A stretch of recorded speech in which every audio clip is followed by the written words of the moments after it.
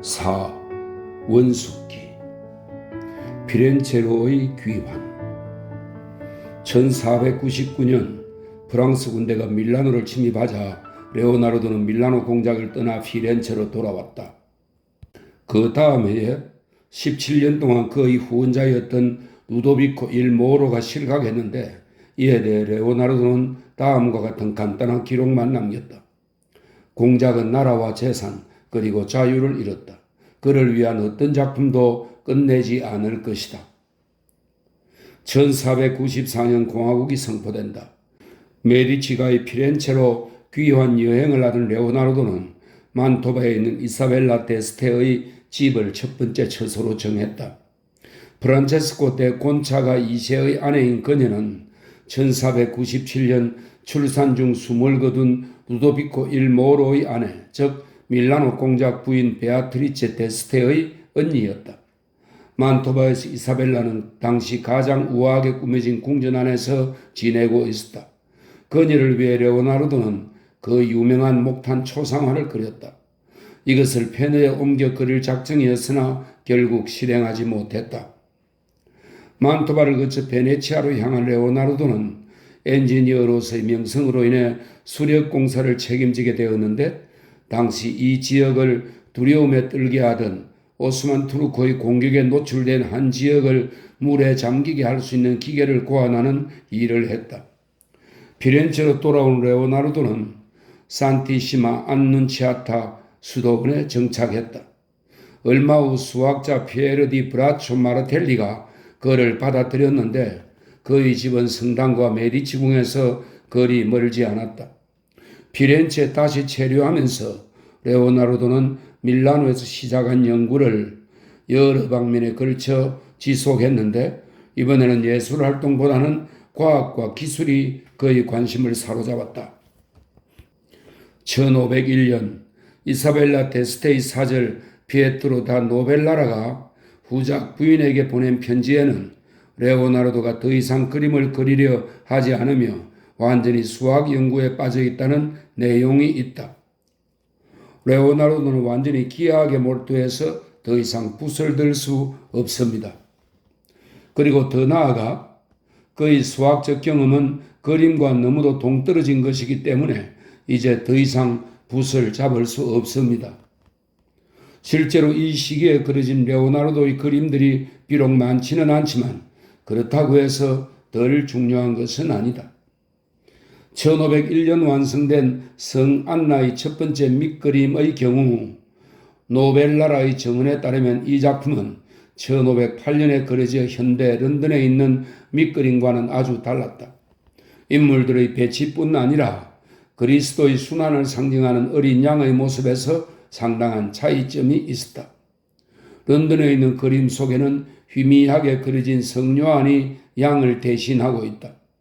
그런데 1510년경부터 시작하여 미완성인 채 루브르 박물관에 있는 성 안나에서 어린 양이 다시 나타났다. 그 다음 작품이 물레의 성모인데, 레오나르도의 제자들이 레오나르도의 도움을 받아 완성한 듯한 두 개의 이본이 보존되어 있다. 노벨라라에 따르면 이 그림은 루이 12세의 고문인 플로리몽 로베르테를 위해 그려졌다. 레오나르도가 풍요로운 자연을 상징하는 레다 작업을 시작한 것도 바로 이 시기이다. 그는 1504년경 무릎 꿇은 레다를 표현한 습작과 드로잉을 시작한다. 좀 더 후에 밀라노에서 그려진 이 그림은 분실되었다. 그러나 그가 이 주제를 반복하면서 계속적으로 다룬 작품 속에서 그 흔적을 찾아볼 수 있다. 겉으로 위풍 넘치는 앙리아리 전투가 있다. 1440년 밀라노와 벌인 전투에서 피렌체가 승리를 거둔 영광스러운 역사의 한 일화를 기념하기 위해 피렌체 공화국이 1503년 레오나르도에게 주문한 이 거대한 그림은 최후의 만찬의 3배 크기이다.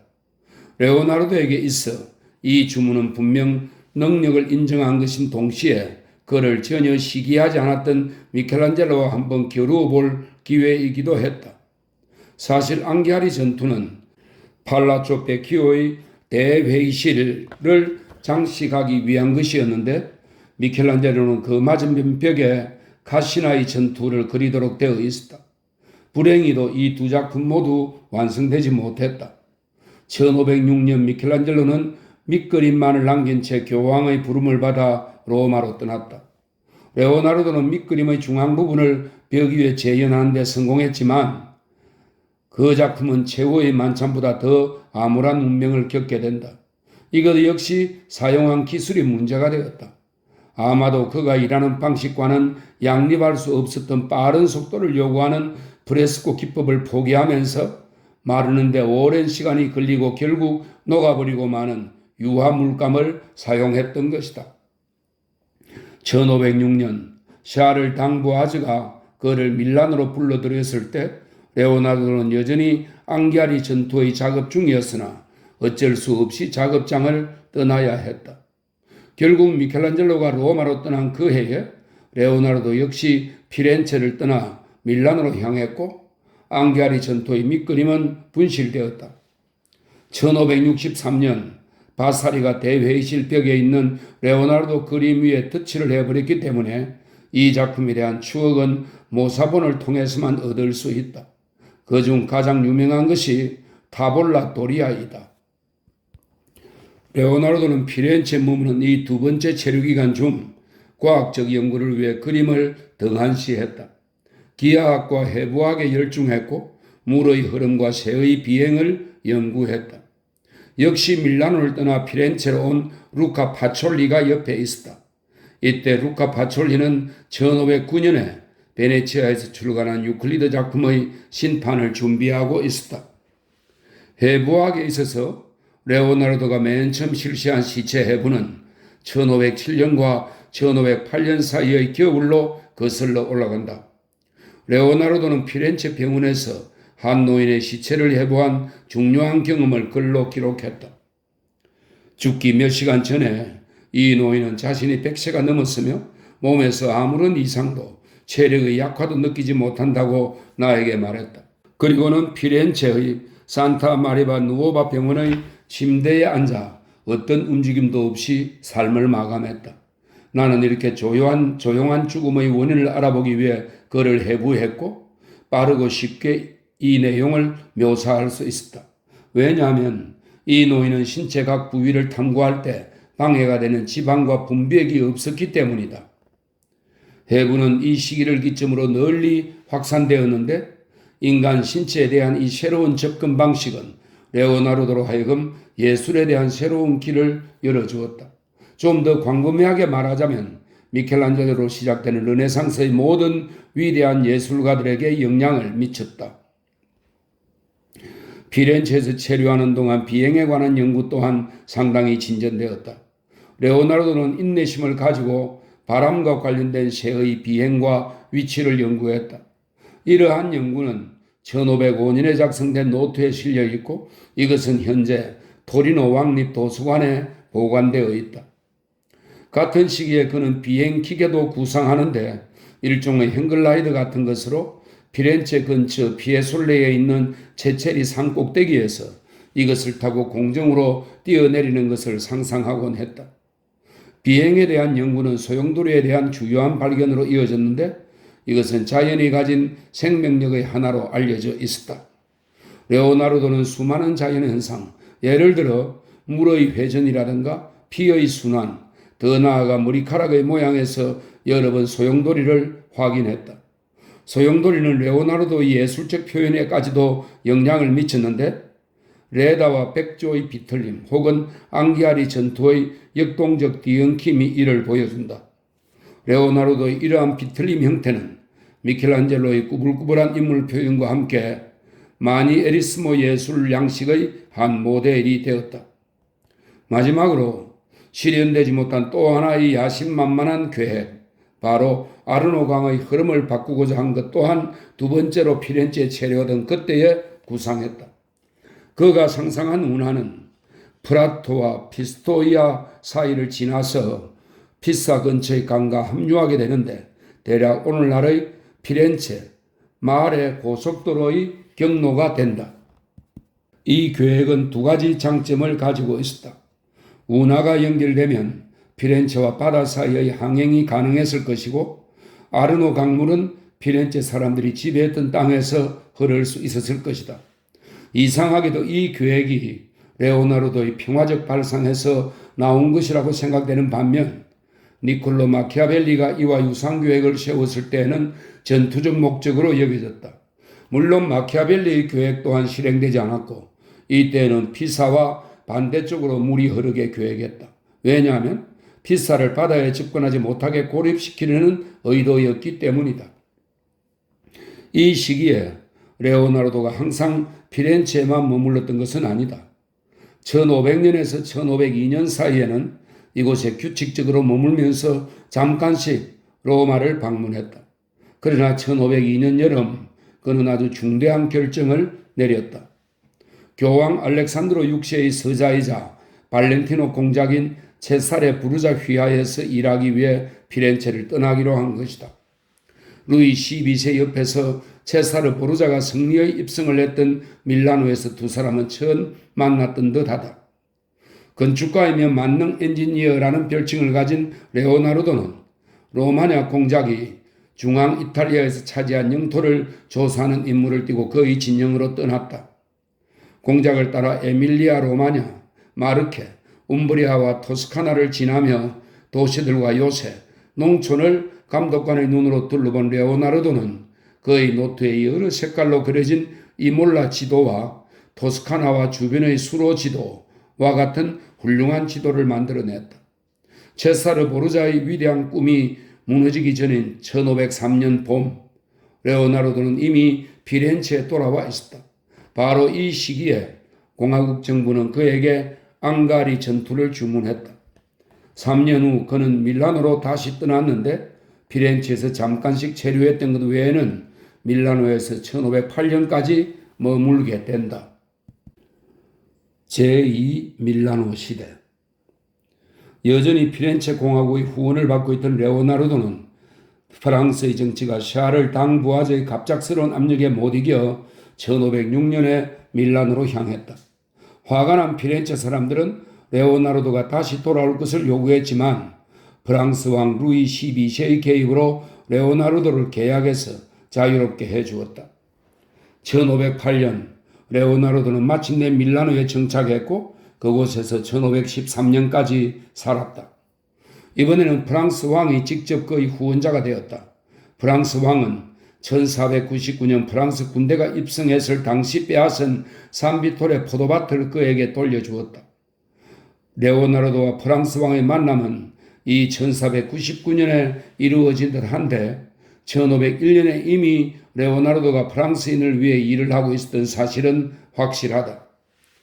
피에트로 다 노벨라라가 피렌체의 이사벨라 데스테에게 보낸 편지 속에 레오나르도가 물레의 성모 작업하는 것을 보았다는 내용이 적혀 있기 때문이다. 일단 밀라노에 정착한 레오나르도는 피렌체에서부터 품은 상상의 나래를 더욱 심화하고자 노력했다. 레다, 성안나 등의 작품 창작이 이를 증명하는데 이 두 작품은 아마도 그가 프랑스에 도착한 이후에도 작업을 계속한 듯하다. 성안나의 경우 이러한 과정은 성모 옷의 주름 습작으로 확인할 수 있다. 성안나를 시작하기 1년 전인 1509년에 레오나르도는 현재 루브르 박물관에 있는 세레자 성요한을 그렸다. 불안한 듯한 눈길과 이상한 미소를 머금은 얼굴은 세속적인 면과 성스러운 면이 기묘하게 섞여 있다. 젊은 남자를 비추는 부드러운 불빛은 성령의 상징으로 육감적인 그의 몸과 대조를 이룬다. 살이 저 포동포동한 모습은 비록 카라바조의 인물이 보여주는 애매함과는 거리가 멀다 해도 바쿠스의 얼굴을 연상시킨다. 이 그림을 잘 들여다보면 성별의 애매함을 발견하게 된다. 마치 레오나르도가 하나의 몸에 두 성이 결합한 것을 축하하듯 자유롭게 표현한 자웅동체 앞에 있는 느낌이 든다. 이미 이 같은 생각은 스테고지의 천사의 남녀 양성의 그림에서도 표현되었다. 이 그림은 레오나르도 화파에서 그린 모사본으로 남아있는데 이 중 가장 훌륭한 것은 바젤에 있으며 제자가 그린 것을 레오나르도가 고쳐준 1504년의 작품이다.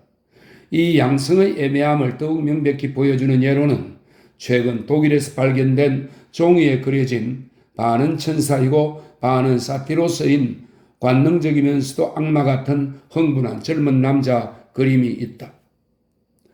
암굴의 성모의 새로운 버전 또한 두 번째 밀라노 체류 중에 완성된다. 루브르의 암굴의 성모보다 더욱 두드러지는 조각적 효과가 여전히 신비로움을 간직하고 있기에 이 그림을 투자가들은 선호한다. 마지막으로 새로운 기마상의 계획이 남아있다.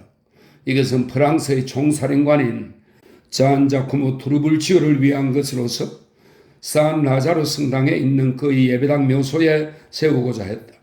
이 계획은 아마도 1508년 이후에 수립된 듯하고 이때부터 조각과 관련된 섭작과 드로잉이 연이어 나오며 레오나르도가 프랑스로 이주한 뒤에도 섭작은 계속된 것으로 보인다. 트리불치오를 위해 레오나르도는 넘어진 적 앞에서 앞발을 들어올린 말모습의 스포르차 기념물의 밑그림을 참고했다. 프란체스코 스포르차의 동상에 비해 크기가 훨씬 작은 이 새로운 기념물은 비교적 실현 가능성이 있었지만 이번에도 역시 계획은 무산되었다. 브라만테가 1512년 이후에야 예배당 공사를 시작했고 트리불치오가 1518년에 사망한 데다 그 다음에 레오나르도 또한 사망함으로써 이 계획은 완전히 끝나버렸다. 만약 레오나르도가 밀라노에서 두 번째로 체류하는 동안 노력의 일부를 예술 활동에 쏟았다면 나머지는 건축이나 특히 그를 사로잡았던 토목공학에 기울였음에 틀림없다. 그는 항해 가능한 백기를 확장하기 위해 레코와 밀라노 사이의 아다강에 운하를 설치할 것과 기조 운하의 개선을 제안했다. 롬바르디 전역 이세오 호수에서 올리오 강까지 아다강에서 트레코르니와 바프리오까지의 수로 설계를 대단한 관심으로 계획했다. 이 중 바프리오에는 레오나르도의 친구이자 제자였던 프란체스코 메르치의 가족이 소유한 별장이 있었는데 이곳에서 레오나르도는 오랜 기간 머물렀고 그가 죽은 후 유산은 메르치 가문에 상속되었다. 건축 연구의 일부는 샤를 당부아즈로부터 자극받았다. 밀라노 공작의 가정교사였던 그는 레오나르도에게 정운 있는 별장을 산바빌라 교회 근처에 건축할 것을 주문했다. 이곳은 레오나르도가 머물렀던 지역으로서 포르타 오리엔탈 근처 성벽 외부에 있다. 레오나르도가 1506년에서 1508년 사이에 작업한 이 계획안 중에서 연회장과 멋진 정원에 대한 간략한 묘사와 함께 짧은 메모, 크로키 정도만 오늘날 남아있다. 정원과 관련해서 레오나르도는 여러 가지 물놀이 장치를 고안했는데 시간을 알려주는 거대한 물시계, 분수와 자동기계 등이 그 예이다. 마지막으로 이 시기의 해부학 연구는 상당한 발전을 거쳐 중요한 결과에 도달했음을 언급하지 않을 수 없다. 인간 신체의 신비로움에 대한 레오나르도의 관심은 시체를 해부하면서 더욱 강화되었고 이는 1507년과 1508년 사이의 기록으로 증명된다. 더욱이 파비아 대학의 해부학 의사인 마르칸토니오 델라 토레가 그를 격려하며 도움을 주었다.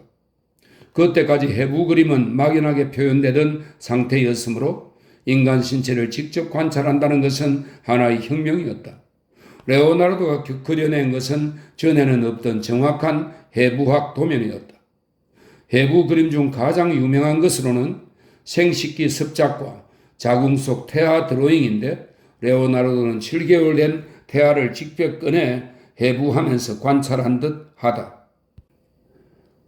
로마 생활 1511년 교황 율리우스 2세는 프랑스 왕에 저항하여 스페인과 베네치아와 각각 동맹을 맺었다. 이듬해 이 신선 동맹국이 승리하자 스포르차는 밀라노로 복귀했고 피렌체에서는 메디치가가 다시 권력을 잡았다. 처음에는 로렌조 일 마나피코의 아들 줄리아노, 그 뒤엔 손자 로렌초가 권력을 잡았다. 1513년 메디치가는 교황 자리를 탈취하는 데 성공했다. 로렌조 일 마니피코의 또 다른 아들인 조반니가 교황 레오 10세로 선출되었다. 밀라노에서 프랑스 왕의 후원을 받는 레오나르도는 위치가 애매하게 되었다. 1513년 레오나르도는 교황의 형제 줄리아노 데 메디치의 후원을 확실하게 받을 수 있다고 여겨 로마로 떠날 결심을 했다. 바티칸에서 그는 벨베데레의 작업실을 사용했다. 그러나 로마는 그가 기대한 만큼의 대가를 제공하지 못했다. 율리우스 2세가 예전의 화려함으로 꾸며놓은 교황청에서는 경쟁이 지나치게 심했다. 레오나르도가 도착했을 때 미켈란젤로는 시스티나 예배당의 천장화를 막 완성했고 라파엘로는 바티칸궁에서 가장 유명한 프레스코화를 완성한 터였다. 그러다 보니 레오나르도는 자신의 연구에 몰두하며 고립된 생활을 할 수밖에 없었다.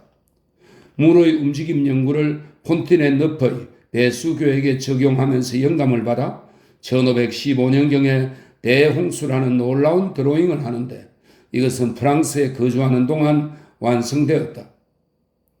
1514년에서 1515년 사이에 산토 스프리토 병원에서 해부학 연구에 몰두했는데 이 병원에 있던 보조원들 중의 하나가 그를 강신술사로 고발했다. 가장 유명한 작품 모나리자를 시작한 것도 바로 이 시기로 추정되며 아마도 프랑스에서 완성한 듯하다. 끝으로 루브르 박물관에 있는 바쿠스는 틀림없이 1513년에서 1515년 사이에 그려졌다. 세례자 성요한과 수태고지의 천사의 이미지로 성스러움과 속됨의 경계를 모두 포함하는 야릇한 얼굴이 모호한 분위기를 자아내는 것이 특징이다. 프랑스 궁정에서 로마에서 보낸 생활은 레오나르도에게 실망만을 안겨주었고 설상가상으로 1516년 후원자 줄리아노 데 메디치가 사망했다. 그런 만큼 다음에 프랑스와 1세의 후원 제안을 받아들인 것은 하나도 놀랄만한 일이 아니다. 프랑스 왕은 그에게 최고 화가이며 건축가이자 엔지니어라는 호칭을 주어 예우했다. 보수를 넉넉히 받은 그는 궁정에서 멀지 않은 앙부아제의 관문에 있는 클루성, 오늘날의 클로리시에에 머물렀다. 그렇다고 해서 화려한 망명생활은 아니었다. 프랑스와 1세의 궁정에서 레오나르도는 이탈리아에서와 마찬가지로 중요한 업무를 다시 수행했다. 이 시기에 그는 완전한 성숙기에 도달했다. 가장 유명한 그림 모나리자를 완성한 곳이 바로 이곳 클루인 것 같다. 루브르 박물관에 보관된 이 작품은 수많은 해석과 논란을 불러일으켰지만 여전히 신비함을 간직하고 있다. 우선 그림의 모델이 누구인지 여전히 밝혀지지 않고 있다. 한 번도 그림을 본 적 없었던 바사리는 그림의 모델이 레오나르도에게 그림을 주문한 피렌체 상인 프란체스코 델 조콘도의 아내 리자 게라르틴이라고 오랫동안 사람들에게 믿게 했다.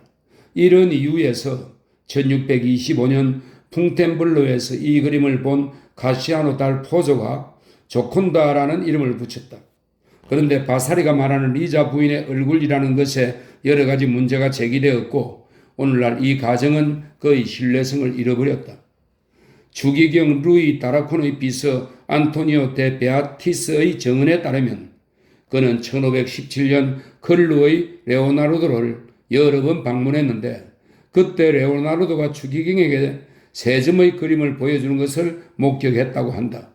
그것들 중 하나가 루브르에 있는 성안나이고 두 번째 그림은 역시 루브르의 세례자 성요한이다. 마지막이 모나리자인 듯한데 그는 위대한 줄리아노 데 메디치의 주문에 따라 그려진 피렌체의 어떤 부인이라고 설명했다. 만약 안토니오 데 베아티스가 말하는 그림이 바로 루브르의 그림이라면 모델이 프란체스코 델 조콘도의 아내일 가능성은 거의 없다. 왜냐하면 줄리아노 데 메디치가 주문했기 때문이다. 그러나 그것이 모나리자가 아니라면 교황 레오 10세의 형제를 위해 레오나르도가 그린 이 젊은 여인은 도대체 누구란 말인가?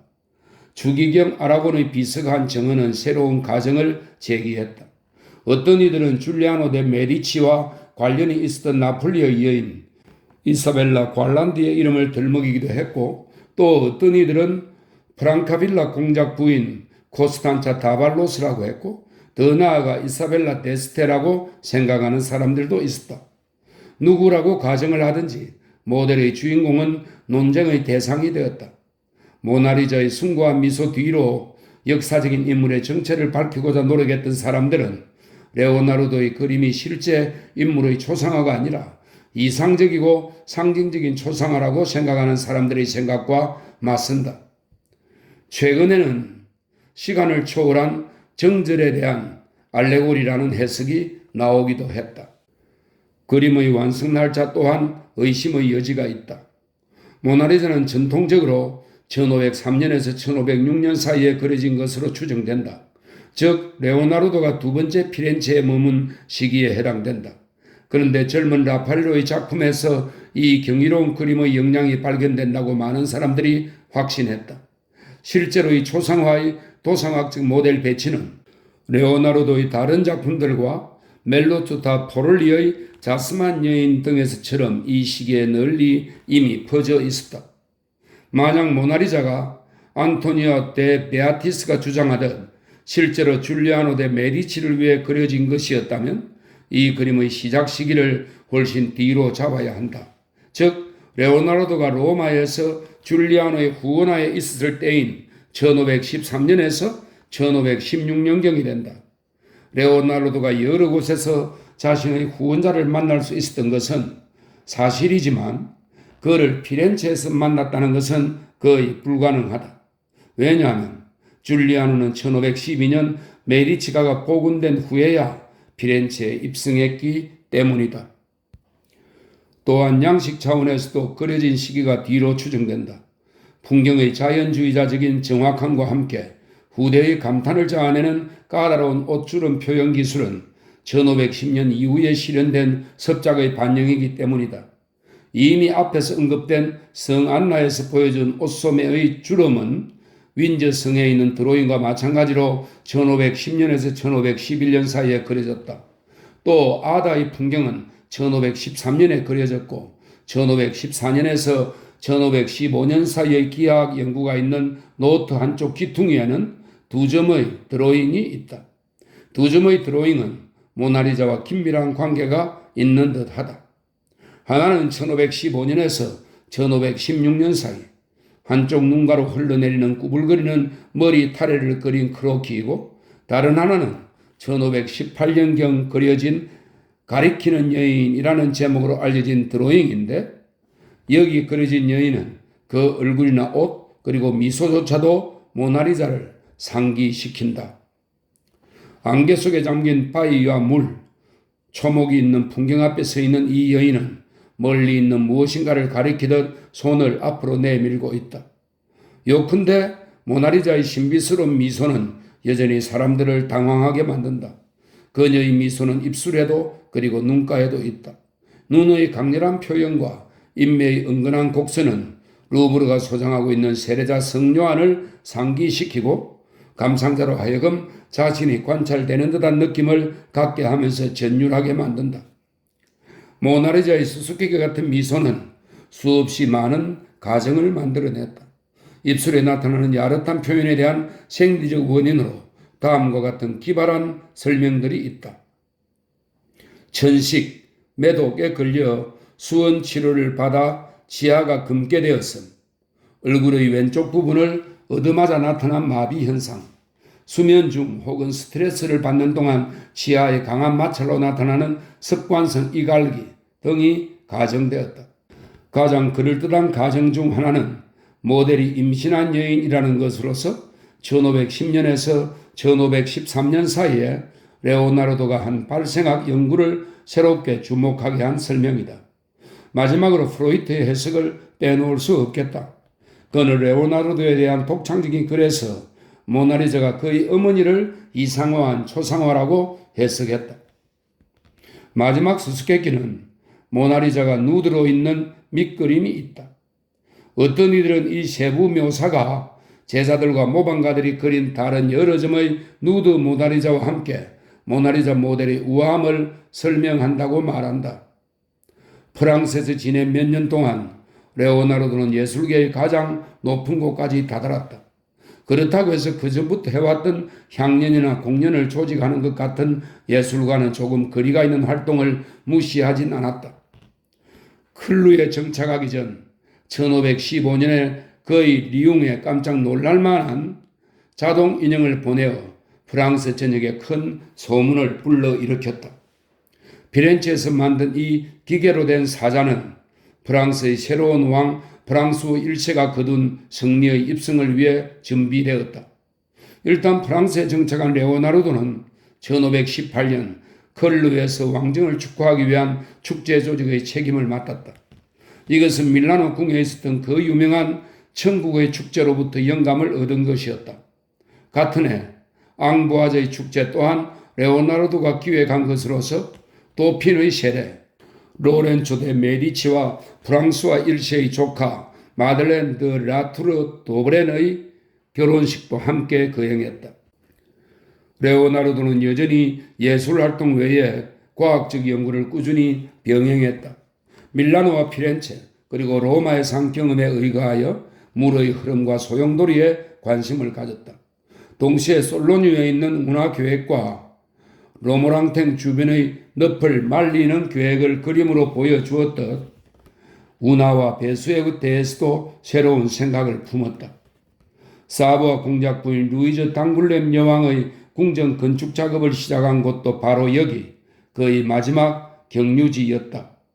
건축은 시작되었지만 집안이 늪지어서 작업을 계속할 수 없었다. 따라서 궁전은 좀 더 북쪽 샹보르에 세워졌다. 1519년 레오나르도가 사망한 해에 그곳에서 작업은 시작되었다. 그러나 어느 정도까지 로모랑탱에 대한 그의 계획안이 다시 채택되었는지를 알기란 불가능하다. 만약 로모랑탱 성의 도면이 오히려 단순했더라면 레오나르도는 건축적 해결 방법이 충분한 일종의 거주도시를 건축하는 데 성공했을 것이다. 그러나 레오나르도도 계획이 관심을 끄는 것은 분명 주거 기능과 동시에 여가와 서비스 기능을 모두 행할 수 있는 구조로 고안된 그 복잡성에 있다. 기능적이고 축제에 사용할 수 있는 수로망의 구비로 인해 구조는 더욱 복잡해졌다. 1519년 4월 레오나르도는 자신의 유언서를 작성했다. 아마도 자신의 마지막 순간에 다가오고 있음을 느꼈던 것 같다. 아라곤 추기경의 방문이 있었던 2년 전에 안토니오 데 베아티스는 레오나르도의 신체 오른쪽에 마비가 왔음을 암시했는데 왼손잡이였던 그에게 이것은 부인할 수 없는 합병증의 근원이었다. 유언 집행자는 친구이자 제자 프란체스코 멜치였다. 레오나르도는 그에게 도구들과 여러 초상화는 물론 그의 노트 전부를 남겨주었다. 그리고 그는 앙부아즈의 생플 로랑탱 성당에 자신을 매장하도록 부탁했다. 그의 사후 많은 예술가들이 여러 세기에 걸쳐 1519년 5월 2일에 일어난 레오나르도의 죽음을 표현했다. 그 가운데 가장 유명한 그림을 앵그로가 그렸다. 그는 전설에 따라 레오나르도를 프랑스와 1세의 품 안에서 죽도록 하여 낭만적 취향을 딴 감동적 장면을 연출했다. 레오나르도와 미켈란젤로. 레오나르도와 미켈란젤로 사이의 경쟁 관계는 그들이 서로 다른 세대에 속한다는 점, 레오나르도가 미켈란젤로보다 23세 많았음, 그 다른 점과 두 사람의 예술 개념이 서로 상반되고 양립할 수 없다는 점에서 설명된다. 레오나르도는 과학적인 합리성과 엄격성을 지닌 회화의 우월성을 두는 반면 미켈란젤로는 정열과 정신의 강인함을 중요시하며 조각의 우월성을 확신했다. 16세기 중반에 쓰인 무명시 말리아 베키아노의 글에는 어느 날 길에서 우연히 만난 16세기 이탈리아의 가장 위대한 두 예술가가 어떻게 행동했는지에 대한 기록이 남아있다. 레오나르도가 조반니 다 가비네와 함께 산타 트리니타 광장을 지나가고 있었다. 그때 그곳에서 이야기를 나누던 몇 사람이 레오나르도에게 단테의 시구에 대한 의견을 물었다. 바로 이 순간에 미켈란젤로 역시 우연히 이곳을 지나게 되었다. 레오나르도는 사람들에게 저기 미켈란젤로가 설명을 해줄 겁니다. 라고 대답을 했다. 그런데 미켈란젤로는 레오나르도가 자신을 놀리기 위한 말로 여겨 당신이 대답해요. 당신이란 사람은 청동 기마상의 그림만 그려놓고 주저할 능력이 없어 창피하게도 포기해버린 당신이 해보라고요. 라고 대꾸하고 발길을 돌려 가버렸다. 이 말에 모욕을 당한 레오나르도는 얼굴이 붉어졌다. 그 청동 기마상은 프란체스코 스프루차의 기마상이다. 모나리자의 분실. 정말 믿기 힘든 사건이 일어났다. 19세기 말 몇 명의 도둑들이 세상에서 가장 유명한 그림을 훔치는 데 성공했다. 1911년 8월 20일 일요일 루브르 박물관에는 평소처럼 많은 관람객들이 몰려들었고 지금도 그렇지만 모나리자를 보기 위해 네모난 방으로 몰려들었다. 관람객 중에는 3명의 이탈리아 사람이 있었다.